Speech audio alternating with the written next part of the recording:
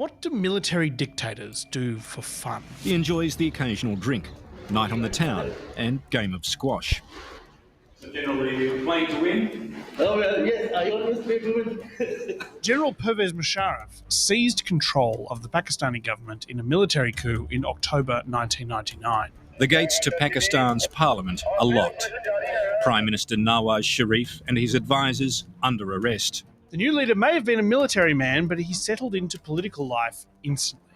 In his cricket-mad nation of Pakistan, he's got more spin than Mushtaq Ahmed and more menacing firepower than Shoaib Akhtar. The general very quickly sought to portray himself as a father figure, a westernised, business-oriented chief executive officer of Pakistan. You call yourself the chief executive. Why is that? Why is that corporate title? I think that is for your consumption. This is an interview General Musharraf did with the ABC while playing squash a few months into his regime. Chief executive is a very palatable name instead of a chief martial law administrator, which is rather draconian in concept and in name. I wanted to give it a civil facade. Dude, you're saying the quiet part out loud there, but actually calling the head of the Pakistani army a chief executive is kind of appropriate. The army isn't just an army, it also owns dozens of big companies. They make food, fertilizer, clothes, shoes. They own insurance companies, restaurants, malls, event venues, and even this catchy tune about digital banking is for an army-owned bank. And quick service for all. Even offers cardless cash withdrawal. But unlike most chief executives, Musharraf also had the power to throw the elected prime minister in jail. I always thought that he lacked capability and potential. I think that was his main drawback. The charges slapped on the prime minister potentially carried the death penalty. But executing him doesn't sound very chief executive-y, does it? I would like to say that I am not a vindictive man. So we'll have to wait and see what the judgment is and then decide how to respond. In 78 years since independence, Pakistan has been under direct military control for 34 of them. The country is still yet to have a single prime minister serve a full 5-year term of government without being dismissed, resigning, being arrested, being assassinated, or executed. The prime minister serves at the pleasure of the army, but these days, the head of the army isn't putting on a civil facade. Don't you ever forget that you belong to a superior ideology, a superior culture. This guy talking about superior culture and ideology is the new head of Pakistan's military, and he's not calling himself the chief executive. He's calling himself the field marshal. We have sacrificed a lot for the creation of this country, and we know how to defend it. And he's got the Indian government worried because he's promising to help the people of Kashmir overthrow them. We will not leave our Kashmiri brethren in their heroic struggle, what they are waging against the Indian occupation. The old saying goes that most nations have an army, whereas Pakistan is a place where the army has a nation. In the last episode, we looked at how nationalist tendencies in India push their democratic leaders to talk very tough about Pakistan. So now, will nationalistic rhetoric from Pakistan lead to an inevitable escalation into all-out war? I'm Matt Bevan, and this is If You're Listening. The morning of May the 2nd, 2011 was a very bad morning to be a Pakistani government official. We had located bin Laden deep inside Pakistan. This is believed to be where Osama bin Laden was living, in a large home on a secured compound in an affluent area outside Islamabad. It towers over the neighbouring villas, its high walls topped with barbed wire. For 5 years leading up to his death, that May morning in 2011, the leader of the terrorist network Al-Qaeda had been living a short walk away from the place where the Pakistani army trains its officers. It's hard to believe Osama bin Laden may have been living here unnoticed for the past 5 years. The Pakistani government not only missed the fact that bin Laden was basically their next-door neighbour, it also didn't notice the Americans flying 2 helicopters into the middle of the city of Abbottabad, spending 38 minutes raiding bin Laden's compound, and then flying back to their base in Afghanistan. Pakistan's powerful spy agency, the ISI, stands accused of either being incompetent or complicit. The government insists it knew nothing. I am guessing that the vibes at the spy agency HQ weren't great. Rather than address the oversight, the Pakistani government tried to get everyone to just move on. What we are trying to do here is to look to the future. Obama, this issue of the Osama bin Laden, it's history. And I think we do not want to keep ourselves mired in the past. Unfortunately for this guy, getting mired in the past is my entire shtick. And it turns out that other people are also interested in things that have happened in the past. For example, people were interested in all the times Pakistan actively denied that bin Laden was in their country. No, we have no information about his coordinates. We have no information whether he is dead or alive. I think Osama bin Laden cannot be possibly in Pakistan if he is alive. Now, Osama bin Laden isn't particularly relevant to the conflict between India and Pakistan, except that harbouring and supporting terrorists is India's primary issue with Pakistan. In view of this complete lack of concern on the part of Pakistan and its continued promotion of cross-border terrorism, the police claim, saying the group was aligned with the Pakistan-based insurgents in Kashmir. The government has blamed this attack on Pakistan-backed militants seeking to upset elections in Indian Kashmir. The accusation by the Indian government is that the Pakistani army supports terrorist attacks in India to create conflict between different religious groups. This is India's Achilles heel. You can destroy India very easily by inflaming communal violence. And I think we're going to see more attacks like this. I'm quite sure of it. Pakistanis don't buy that at all. They point out that the Pakistani military regularly gives India tip-offs when they pick up information about a potential terror attack, but they can't prevent everything. Indians, they always want to blame Pakistan. Regarding any matter, what happened in India, they just blame the Pakistan. But if Osama bin Laden can hide in Pakistan for nearly a decade, it's not too hard to see why some might suspect that Pakistan really is deliberately sheltering and aiding terrorists. But were they? It would be impossible to know the answer to that question, unless, of course, you had access to some sort of classified document about the internal workings of the Pakistani government that was leaked to a media organisation. A classified document like this one, that was written 12 years ago, which is actually technically still classified. The only reason I have it is that it leaked to Al Jazeera in 2013. This document is the result of an 11-month investigation by the Pakistani Supreme Court, and it's actually a real page-turner. It's probably the most sarcastic and passive-aggressive official document I've ever read in my life. An official Pakistani report lays out a litany of negligence and incompetence that allowed Osama bin Laden to live in plain sight for a decade. Literally everybody cops a jurisdictional kick in the nuts in this document.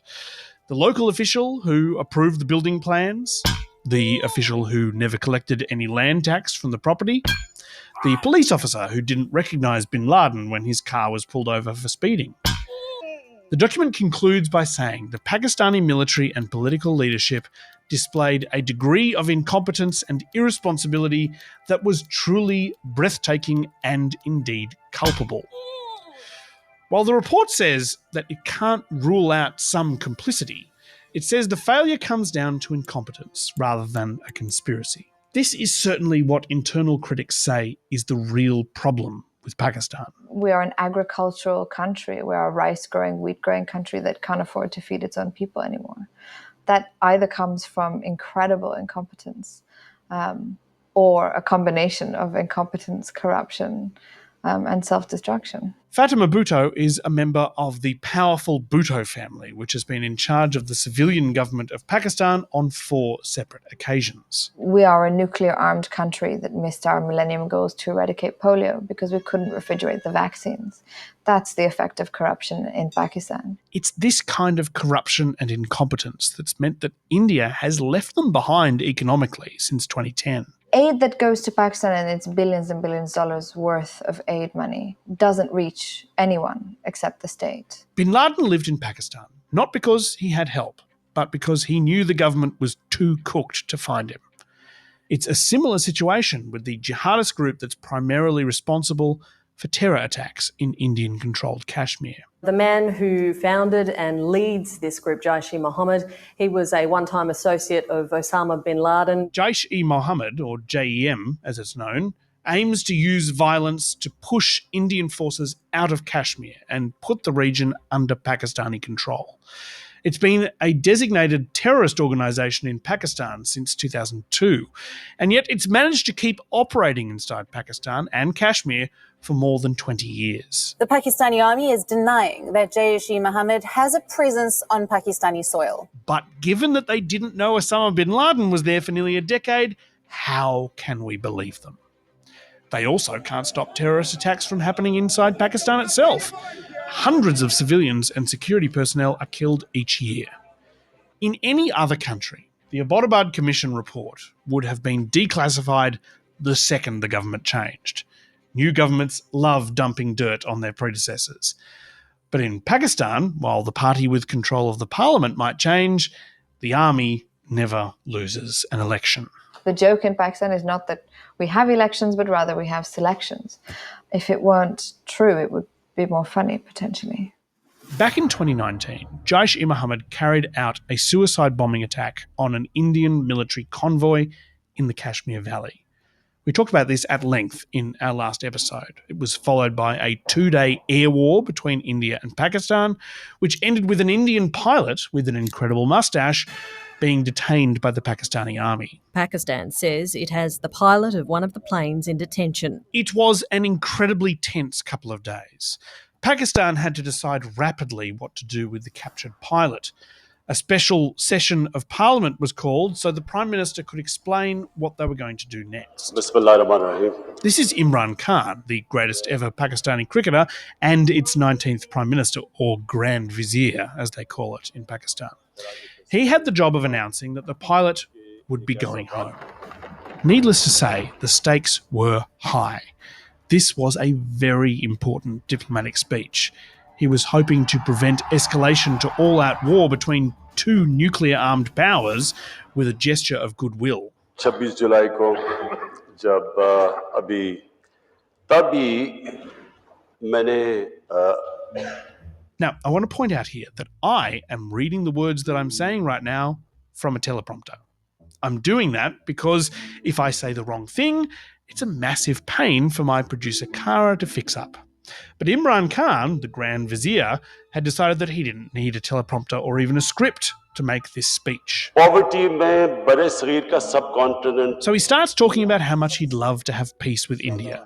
He complained a bit about the Indian Prime Minister Narendra Modi not returning his calls and said that Modi probably wanted to milk the crisis for votes in his upcoming election. He riffed on all of this and then sat down without actually announcing the most important thing, that they were releasing the mustachioed pilot. Dude, you had one job. Have a post-it note or something.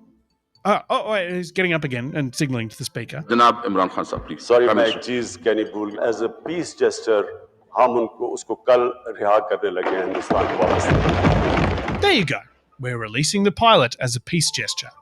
Now, contrast Imran Khan with someone who definitely is always following a script. Pakistan, hamesha zindabad. This speech was given in April 2025 by the head of the Pakistani army, General Asim Munir. And I'm extremely grateful to each one of you for these sentiments and for these emotions that you have for us. Our sentiments and emotions for you, they're even stronger. Now, we haven't edited that clip at all. That is how it came from the Pakistani army. But if you listen closely, you will see that someone has edited it quite a lot. You are the light of Pakistan, which shines onto many countries of the globe. And the way that you are contributing... Yeah, applause doesn't just naturally start and stop like that. This clip is really heavily and quite poorly edited. All of General Munir's public remarks are tightly scripted and heavily edited. His public image is carefully crafted. He's always immaculately dressed with a clipped mustache and a tidy haircut. He is portraying the opposite image of Imran Khan, who in the last 6 years has become General Munir's arch nemesis. See, after the Pakistani intelligence service failed to warn Imran Khan about the Jaish-e-Mohammed attack on the Indian convoy, or the subsequent Indian airstrikes, the Grand Vizier was angry. He demoted the head of the intelligence service, who just happened to be our immaculately groomed General Asim Munir. Vote of no confidence against Mr. Imran Khan. In 2022, Imran was dismissed as Prime Minister and charged with multiple crimes. That's quite expected. It actually happens to pretty much every Pakistani Prime Minister. Police filed terrorism charges against Mr. Khan, accusing him of making threats against state officials, although he has now been granted protective bail until Thursday. But then General Munir, the guy Imran Khan sacked, was promoted to be the head of the army. Imran Khan found himself under arrest. It was the army which abducted me. And nothing happens without the permission of the army chief. That's how the army works. They have decided that the only way they'll allow elections is if I'm inside jail or killed. There are 2 attempts on me. Most of my senior leadership should be jailed too. Imran Khan has now been sentenced to 14 years in prison, and he specifically blames General Munir. You have a man up there who, in order to preserve himself, is dismantling our democracy, our constitution, fundamental rights. He's basically dismantling the future of this country to protect himself. Since then, General Munir has been generally referred to as the most powerful man in Pakistan. So what does the most powerful and tightly scripted man in Pakistan want to do with all that power? He wants to crack down on terrorists who attack Pakistani people. You think terrorists, they can take away the destiny of the country from us? If 1.3 million Indian army cannot intimidate us, these terrorists can subdue the armed forces of Pakistan. He says if India's 1.3 million strong army can't intimidate Pakistan, how could a group of 1,500 terrorists? We will beat the hell of these terrorists very soon. The theme he continually comes back to is that the entire point of Pakistan is that it is not India. That the 2 countries were divided so that Muslims lived in Pakistan and Hindus lived in India. We are different from the Hindus in every possible aspect of life. Our religion is different. Our customs are different. Our traditions are different. Our thoughts are different. Our ambitions are different. That was the foundation of the 2-nation theory that was laid there. That we are 2 nations. We are not 1 nation. And, according to him, Muslim-majority Kashmir is not a peripheral province, but the jugular vein of Pakistan. It was our jugular vein. It is our jugular vein. We will not forget it. And we will not leave our Kashmiri brethren in their heroic struggle, what they are waging against the Indian occupation. This is hardcore nationalism. It's dangerous for everyone. But if the army that dominates your society is corrupt and incompetent, they need an enemy to retain their legitimacy. As long as we have those brave mothers that who proudly sacrifice their sons for the sake of the country, Pakistan will not fall.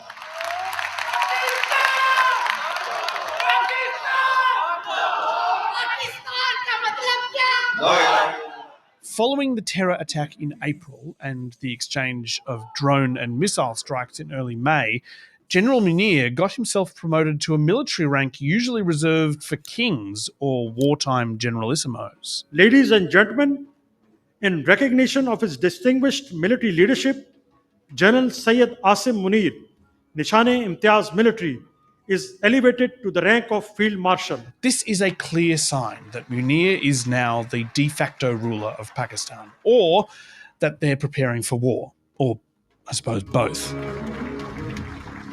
20 years ago, General Pervez Musharraf, the squash-loving CEO/military dictator of Pakistan, took a trip to India to watch India play Pakistan in a one-day international in New Delhi. It's been a colourful weekend of cricket diplomacy in New Delhi. Wearing a business suit, Musharraf shook hands with the Indian team before watching the Pakistanis absolutely demolish them. Pakistan's team walked away with victory in both the Test and one-day series. and their president wore a pink turban and offered prayers for peace. Musharraf subsequently proposed a peace plan for Kashmir in which Pakistan would give up its claim to the Indian-controlled area, including the Kashmir Valley, in exchange for the withdrawal of troops, free movement for locals across the shared border, self-governance for Kashmiris, and a supervisory role for Pakistan to make sure the rules were followed. Obviously, it didn't take. India didn't trust him. In fact, neither side trusts the other, and for good reason. But like Imran Khan said in his improvised peace speech in 2019, the issue is holding both countries back. But at the moment, both sides have strong nationalistic voices that benefit from division. The next match scheduled between India and Pakistan is in September. It's meant to be in India. It'll be interesting to see if General Munir books a ticket.